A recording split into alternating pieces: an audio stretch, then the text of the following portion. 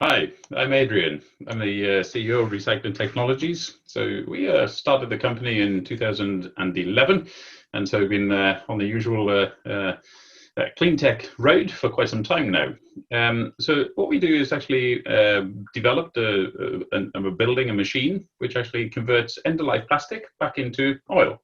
So all life starts as oil, and at the end of its life, the vast majority of it can actually be converted back into oil, and that's suitable for going back to a petrochemical company so that they can turn it back into more plastic. So,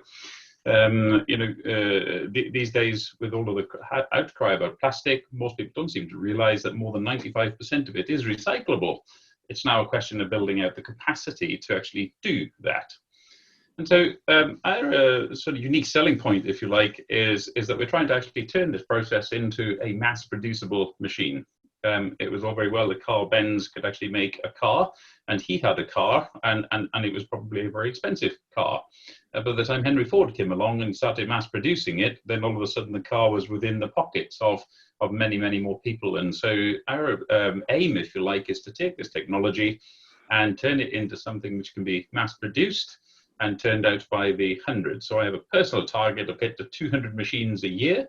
Each machine does about 7,000 tons of plastic recycling. So that would be 1.4 million tons of additional capacity that we could run on a production line. And that's my personal ambition. You can do many, many more. And so along the journey, we've actually raised the seed capital, and then we've now recently raised a Series A. And so gradually we've made progress and raised a little bit more money, made a bit more progress, the usual story. And so I'm now happy to say that we're actually turning the production line on. The first one is actually coming down the production line as we speak. I'd love to be churning them out with a takt time of a couple of days, but the first one will obviously take quite a number of months. And so we're expecting by the middle of next year to actually have that one installed at a site in Scotland. Working with the Scottish government, and so that's very, very exciting. And then behind that, we're actually working on projects in Indonesia and projects in the Netherlands and projects in France, and to be able to roll this out, because that's the joy of, rather than exporting waste plastic around the world as the British government is doing currently. It'd be nice if we were actually exporting technology that everybody can actually recycle plastic all the way around the world. And so looking forwards over the next 2 to 3 years, we want to roll out the first 4 or 5 of those machines. And then actually our aim is to go to the aim. And so we think there's a lot of growth potential within the business, but we recognize that some early shareholders are rather keen to see a profit after being in for 10 years or more by the time we get to that point.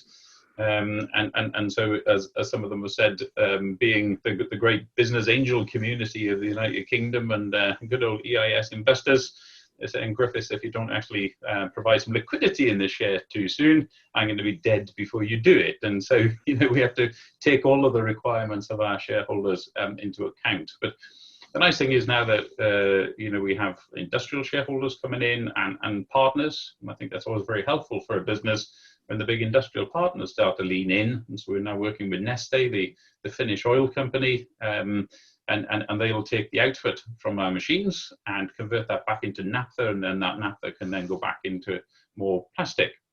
And so, the Bessemer Society, we've enjoyed being part of it. I think probably the main difference of the Bessemer Society is it's not full of consultants and accountants and lawyers.